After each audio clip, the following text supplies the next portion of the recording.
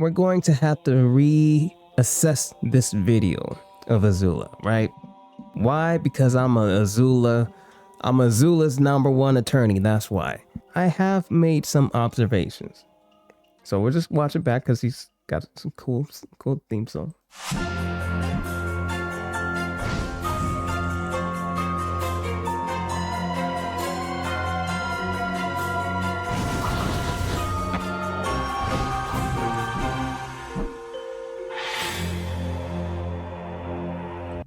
Okay. So, I've seen a lot of opinions and impressions about her having a stance. And maybe I might have even said the same thing at some point in time. I don't actually think it's a stance, right? I don't think this is a stance. I don't know what it is, and time will tell. But let's just speculate for a moment. I would predict that this is a condition that is met. So for those of you who don't know, in this game, there are they call it criticals or critical conditions or something like that, where basically each character has their own conditions that they can meet to gain some level of bonus.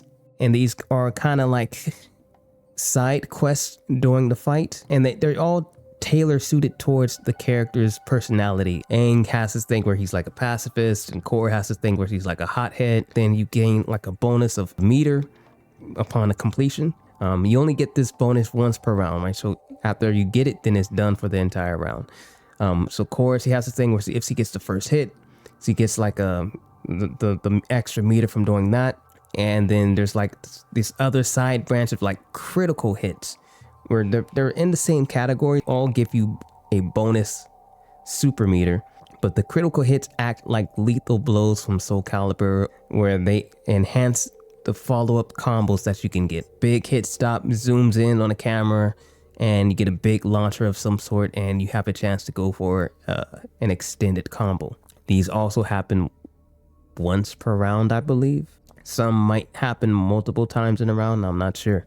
Along with them having support characters, which act as Mortal Kombat X variations, but slightly different. They don't give them new moves or take away moves. All that they do is they change what one specific aspect of the character does, and they modify it to be better in some way. For the character, it pretty much gives you something to lean into. Each character has their supports, but they also have their critical conditions as well. Toph has one, her taunt. If she finishes her taunt, she drains your super meter and she gains super meter herself. And that's one of her critical conditions. Azula, whatever this is, whatever is the cause of this, I would guess that it has something to do with one of her critical conditions. It might not even be that. For all we know, she has a sanity gauge, and that could be the case. Each character has some level of unique functional mechanics. Now, I don't think this is something that you're going to be able to switch back and forth on the fly. I don't think you're going to have access to this like at the start. I don't think this is something that you just get to do. I think this is something you have to achieve, or rather something that stumbles upon you, rather. Because we know Azula to be mostly this character, right? The cool, calm, collected manipulator. We know her to be this. This is the winning pose. The very fact that this exists, and they went through the time to animate this, means that it's going to be possible to win, perhaps without losing her marbles, right? Without having a manic episode. The very fact that this exists.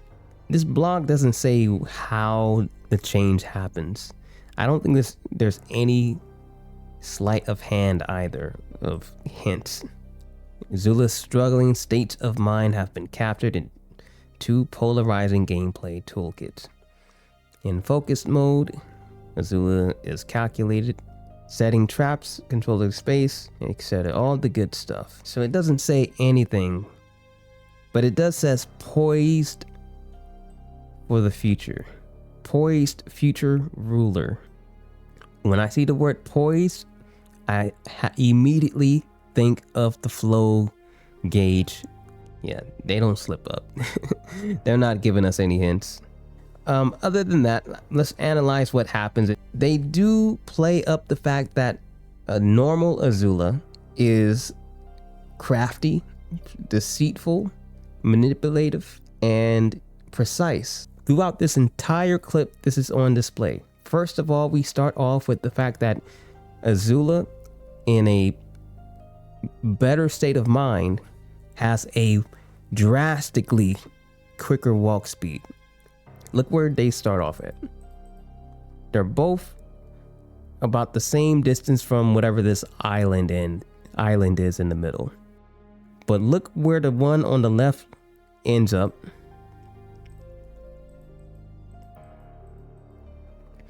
Ends up on the very end of the island, where this one barely makes it like a few steps from where she started. She is so much slower when she has gone manic. She is so much slower, forward walking and back walking. So I've seen some people concerned that they're making it out to be like she's just so much stronger in crazy mode, right? In Fire Lord mode. And that is a big weakness right there. That is a huge weakness, not having good walk speed. And they stated that she doesn't have as much control when she's in Fire Lord mode, right? She sacrifices control for relenting offense. Now here's something that's interesting. They're both going to start during their run. Fire Lord mode, aka unstable Azula, is actually going to start up first. And she does this long pose, longer than the other one does. Whereas you look on the left, she almost doesn't pose at all. It just immediately gets to it. Look at it again. Now the very next part of this, we just capture this. We see that she's doing this pose. The one on the left does do this pose, but it's only for like a very, like probably one frame, if that. Right? Like I couldn't even capture it, but she does do it. So the next thing we notice is that this one, she started first. Okay. It might be hard to capture here, but right there. She actually slides. She doesn't stop on a dime. She slides first and skids a bit out of control. She doesn't stop on a dime. And look at the one on the left. Immediately stops on a dime and gets into the air. That's another sign of the control that they were talking about. We can also observe just by the flame and see that the flame is bigger on this side that's out of control. And the flame is much more precise, condensed on this side. So again, the one on the right, Fire Lord mode, started first.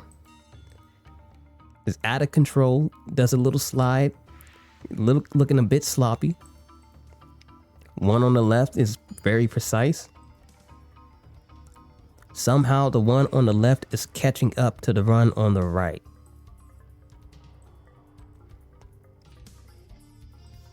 Despite starting later at a later time, even if the time that she started isn't by that much later, they landed at the exact same time, right? So go back and watch the whole thing with all of this in mind.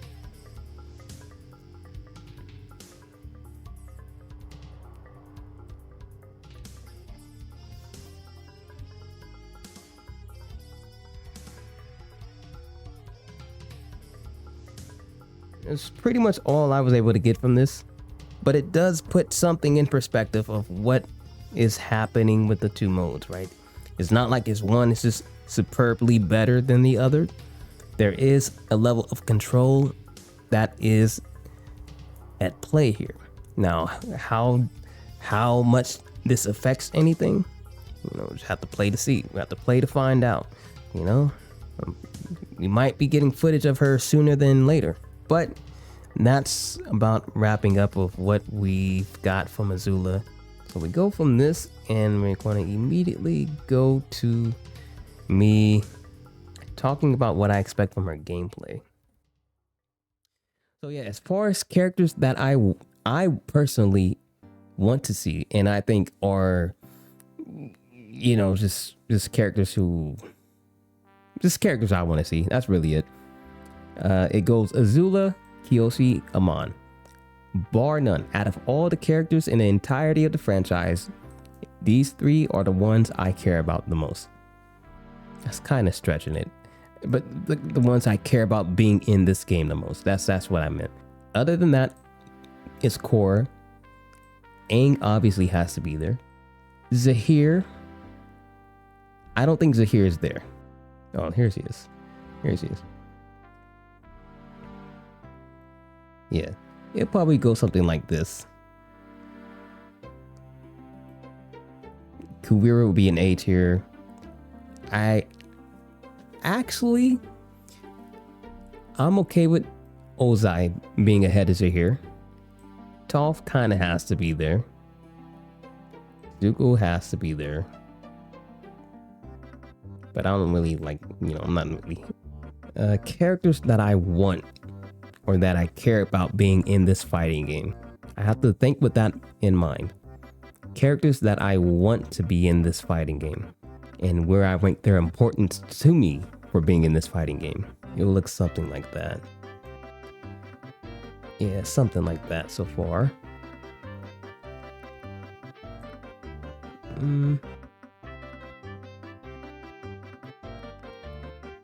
Yep. Now that Suki's like a support, it's kind of like dampening my opinion. You know, it's dampening my opinion. I think Boomy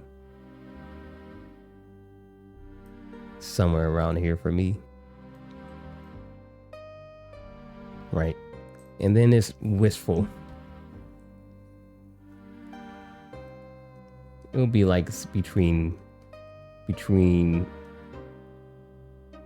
A and B. Wishful between A and B. Yeah, it'd be Plea. Again, pretty much any one of Zahir's crew. Definitely her. Definitely her. Is Hama in here? Where's Hama?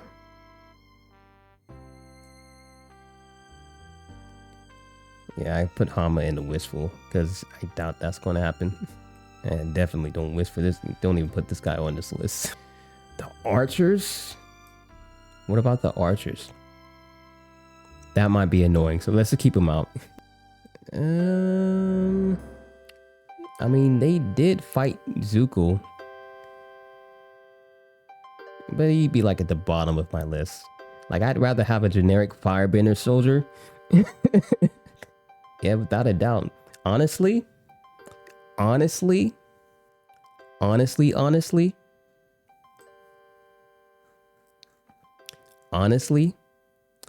the Dai Li would be pretty sick. Honestly, the Dai Li would be pretty sick as a character. But we already have a lot of firebenders in their game. So he'd be below. I'd rather have a generic firebending soldier than another firebender. Oh, this is a lava bender guy. If we had to pick between this guy and Bolin, I would probably pick Bolin. I'd probably pick Bolin. I feel like he's not in a spot to be like a bad guy or a representative of lava bending. You know, I think he's not big enough of a bad guy, right? He's not like an armless spider waterbender. You know, he's not, his credentials aren't that memorable. I don't really want Tenzin to be in the game, honestly. Unalaq, or whoever this guy is. I forgot his name. He has a chance. I think he would be cool. I don't know if he'd be a B though. And I don't know if Bolin is a B either. So it'd be like something like this. Yeah, about Asami takes care of this guy's spot. There we have it. Of most wanted to least wanted. These are characters who I kind of just, kind of air about, don't really care. These characters who I think are very valuable to the game in B tier. And these are characters who I wish were in the game. Let me just take this guy out. Characters who I would like to be in the game over C tier, but I don't think they have a chance. Yeah, that's what it's looking like for me. What do you think? I think it's pretty good. So technically it would be something like this. If I were to order it, it looks something like this. Except for Zahir is not actually that low. Zahir would be like up here, I guess. Yeah, I think that's accurate. I think that's accurate for characters I'm excited about and who I think fits the game and fits like play styles that are available, who I'd like to see fill the roles, and or characters who I just think looks cool and I'd like to see them in the game. I just like to see their design in the game and seeing them move and, be represented. Yeah. This is it for me. This is my personal list. Not who I think is going to be in the game. Just the characters who I value the most. Suki is a lot lower than she was a couple of days ago. And it's just because I got Kyoshi. Honestly, it's because I got Kyoshi. That's it. I got Kyoshi, so I'm like, okay, I'm good. I still think Suki would be cool, but it's like C has a fan, Kyoshi has a fan, Kyoshi's green, C's green, Kyoshi's like her idol or something. I don't know if that's true, but Suki's living on her island. You know it's Kyoshi. Like, you got Kyoshi. I'd want Mei in over Suki at this point. Honestly, I'd want Mei in over Suki because I like the idea of throwing kunai. I just like that idea. And I think every fighting game player likes the idea of throwing a kunai. Doesn't matter how it is. I just think as a fighting game enjoyer, you like the idea of jumping and throwing a kunai. That's just something that just clicks with you. And you like, it does something for you. And so based off of that, I still value Mei more than Suki. Ty Lee is just a hand-to-hand combat fighter. She's just straight up hand-to-hand. And based on that,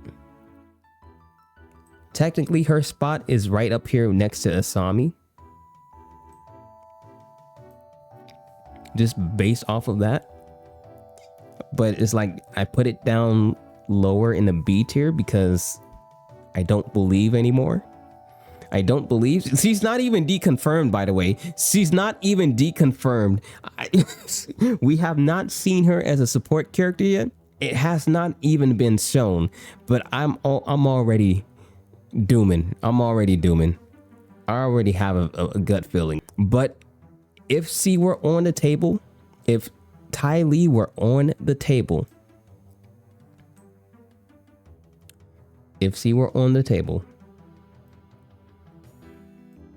it might look like this.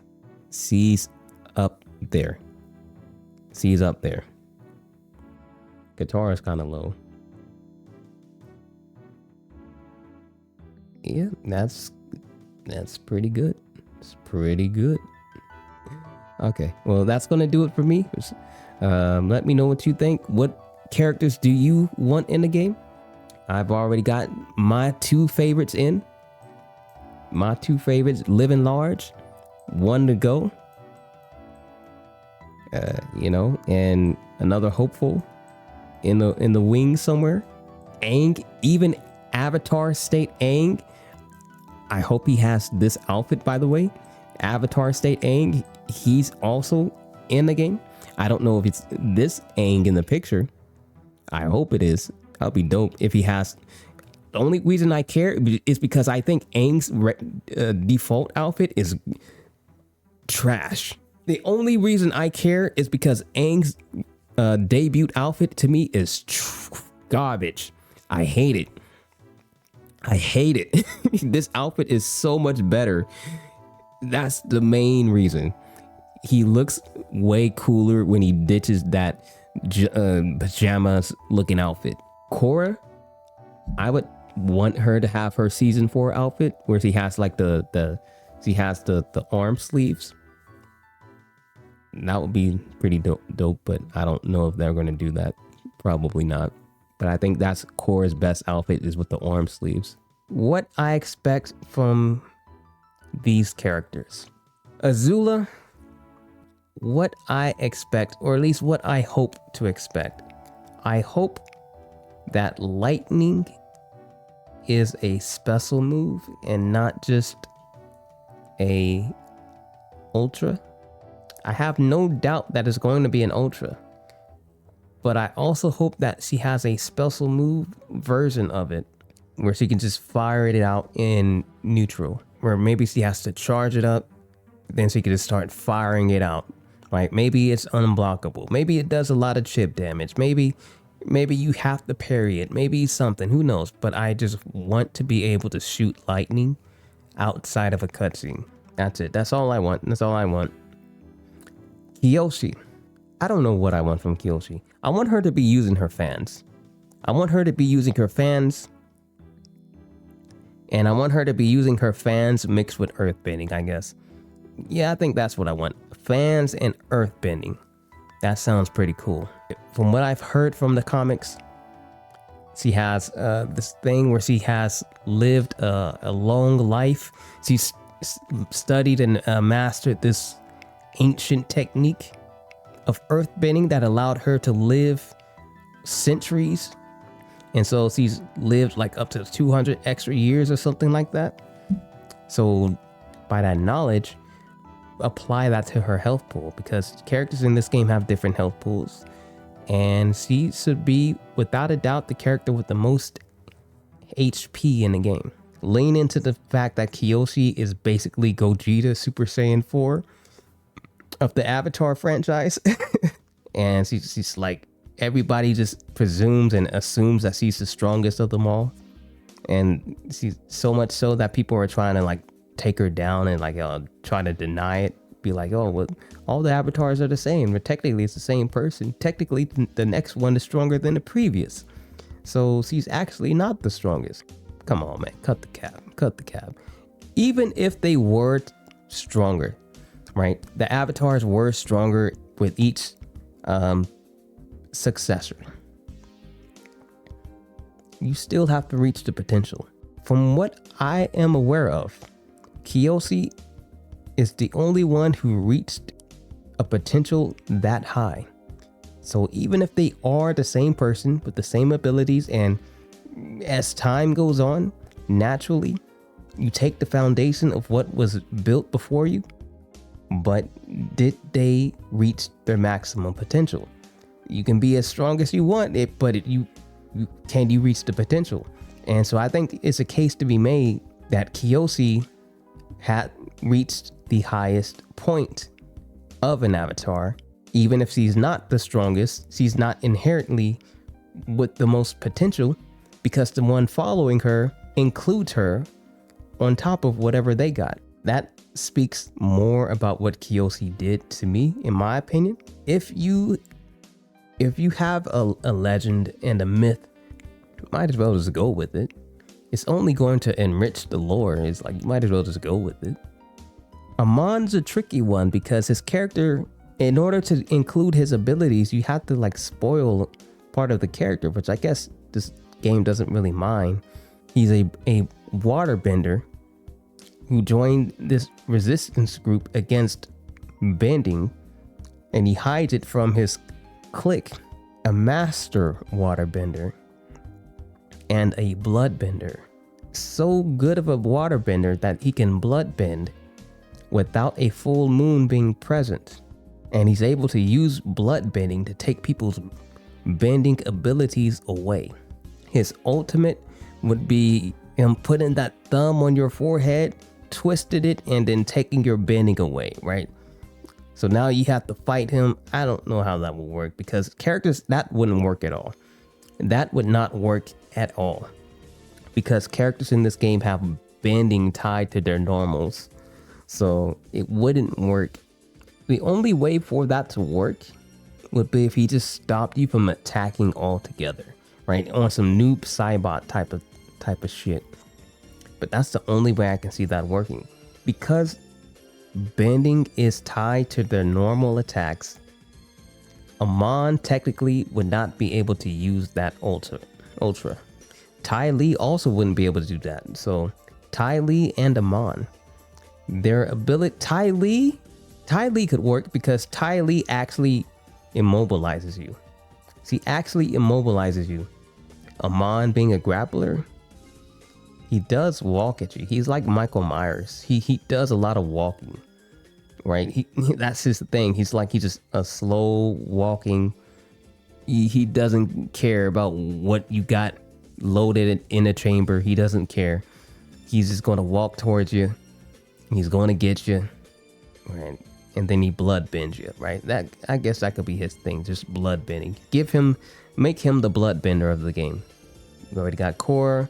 But what about avatar state core, or enraged core? Because we've learned that those were the final two characters in the game.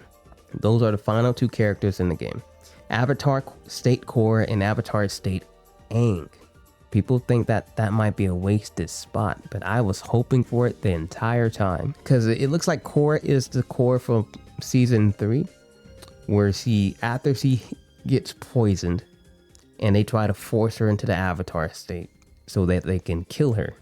She freaks out and she goes on a rampage, right? And she unhooks herself from platinum chains, and she starts wielding the platinum tied to her wrists and her ankles as weapons, breathing mouth fire and shooting jets and jumping like the Hulk, right? She basically became the Hulk. So that's potentially the character they're adding to this game.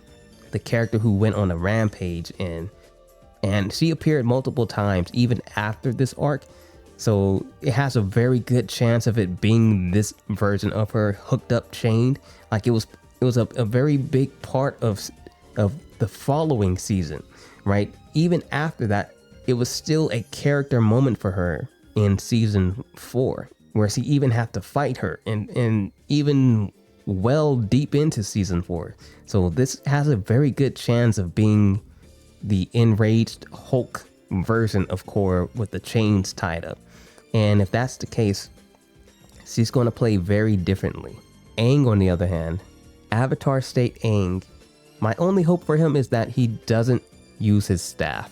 That's it. I just hope he doesn't use his staff. That's all. That's the only thing I care about. Kuvira, we skipped Kuvira. She's not in the game, so I can't, whatever. She's not even in the game. Fuck. Right? Because we did do Amon. So let's talk about what I want from Kuvira. To talk about what I want from Kuvira, I have to first talk about what I don't want from Lin. Lin has a grappling hook. She's a very much modern technology over martial arts and combat ability. And that's what I don't like. Kuvira, on the other hand, she's always doing some form of martial arts. She's doing metal bending with martial arts non-stop. And with that alone, I want her to be the metal bending rep. Just off of that alone. But bonus points, she's an antagonist. More bad guys, the more the merrier. And she's cool. She's cool. And plus she's got a personality that's respectable. Right? She's a mob boss. She's a mobster, more or less. She's an earth-bending mobster who tried to take over the Republic City. Try to take it back. You gotta respect that. Ty Lee. Again, with the same thing as Amon, except for Ty Lee's whole stick is about taking your bending away and immobilizing you, which is probably why she's not on the roster. I think what they can do to get around that, because bending is tied to characters' normal attacks, and if you were to take away their bending, you're taking away their ability to do anything. And it doesn't make sense for you to take away their special moves with bending in them, and they're still able to do their bending by pressing like light, medium, and heavy. It doesn't make sense. So you have to take away their ability to do every single attack for Ty Lee to be playable and represented. You would have to do that. And could you make that work? I don't know. It would have to be within a limited space. Ty Lee only takes your bending away once he punches you, though. The thing is, does he even have a move list? And I think when you consider all of that, when you consider what her ability does versus how many moves she has outside of that, it starts to become understandable why she didn't make the cut. So I don't know. The more I think about Ty Lee, she'd have to have just one special move, one or two special moves that actually takes your bending away, which actually immobilizes you. Not just take your bending away, it has to immobilize your ability to do attacks. That's it. You can still move around, but you can't do attacks. You can't do flow either. You could parry, but you can't do flow moving. Right? So I don't know. I don't know. That's kind of what it would take for Ty Lee to be in this game. See, you'd have to have an ability that does that. You can't just take away their bending. You have to take away the entire ability to do any sort of offense, because otherwise her character just doesn't make logical sense for her character. ITOwl, what I want from him is what he's doing in the picture. That's it. Asami, justification for Asami. Asami is a much more likely character than Ty Lee because she doesn't have an OP ability like that. Her only thing is that she electrocutes you and that's it. Easily implemented, her chances of being in are so much higher. Seems so much easier to add her, and it just makes more sense because she's Legend of Korra and there's not that many characters from there in at this moment. So here, flying, that's it. The lady of Swamp Lady, what was her name? I forget her name, but it's Qatar dressed up as this mythical. She looks cool. That's why I put her in there. She looks cool, and we can make this like a theatrical thing. Like, who cares if it's Qatar? Who cares? She looks different. She looks cool. Her hair's down, and she's got all these markings on her, and like the mist is flowing around her. We could give her an entirely new moveset just based off of that, right? And we get an extra water bending rep. Yeah, we just make her look cool, and that's it. That's it.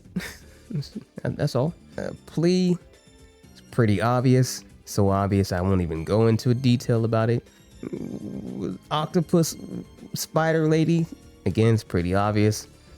The Ty Lee, they do this earth bending fist thing where they hold you in place and imprison you and do all this type of stuff. That's pretty much it. Yun Shai, I don't know how to say her name. Avatar lady, I know nothing about her, but apparently she's cool. I'd like to see more of her. That's it. The twins in Legend of Korra, I think that'll be a cool character if they can make the twins work somehow. Again, water bending representatives. We don't have many. We only have Qatar. Generic firebender. I think that would be so sick. Give them a weapon and that would be so sick. Pirate, same thing. Ozai. I think Ozai is a boring character, but a decent fighting game character. He reminds me of Shang Tsung. Like, the only thing I can picture him doing is fire streams from above. And that's all I can picture him doing. I can't picture him doing anything else. It's fire streams from above at an angle, at an obnoxious angle. That's it. We already got Zuko. Guitar is already there. Jet is going to be in for representing Mortal Kombat. Jet being included is a calling card to Mortal Kombat fans, because Cabal. That's it. That's it. Jet's inclusion is a calling card to Mortal Kombat fans. Boomy, need more old guys. You could include Roku. But Boomy, I think Boomy makes a lot of sense because he just has he has such a personality that's worth being in, right? His personality alone is worth the character. And then we get down here, Tarlock, blood bending, water bending. Again, another water bending rep. One of these water bending reps is going to hit. I just don't know which one. Lynn, the grappling hook.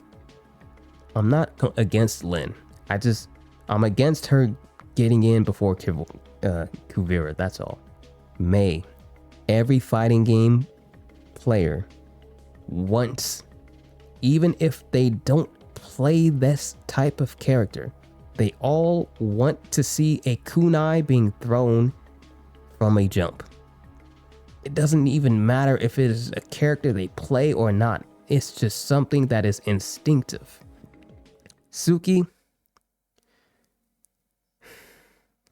I'm at a loss for words here.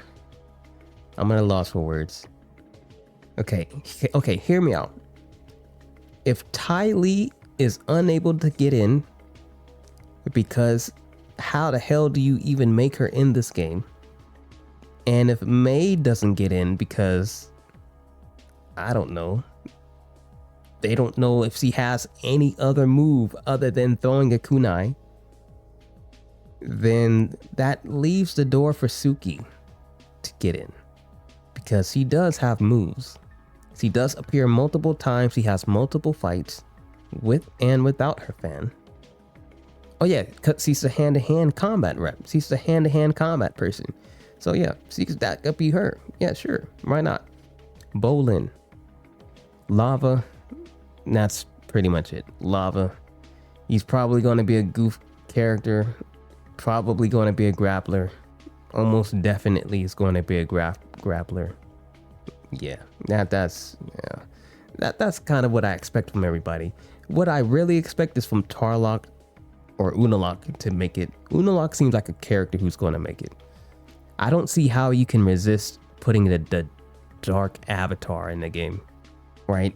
As shitty as a character as he was, and as boring as fuck as he was, I don't see how you can pass on the abilities and potential he displayed for a fighting game. I don't know how you can pass it up. He was boring as fuck, though. Man, was he just not a cool villain at all. But he would make such a dope fighting game character. I fucking hate it. I hate the fact that he would make a cool fighting game character.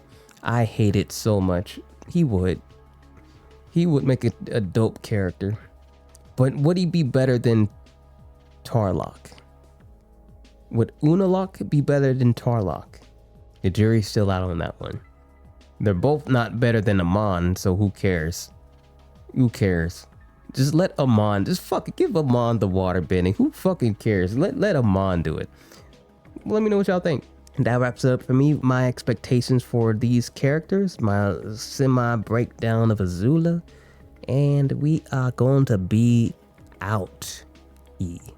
I bid y'all further ado. May peace be with. Always keep your heads up. This is Still Spells. Adios. Stay cool. And if you like this content, be sure to show some love, but always be sure to show that love to the people who matter to you. It's ITOwl bidding you farewell. Peace, much love, and stay cool. Deuces.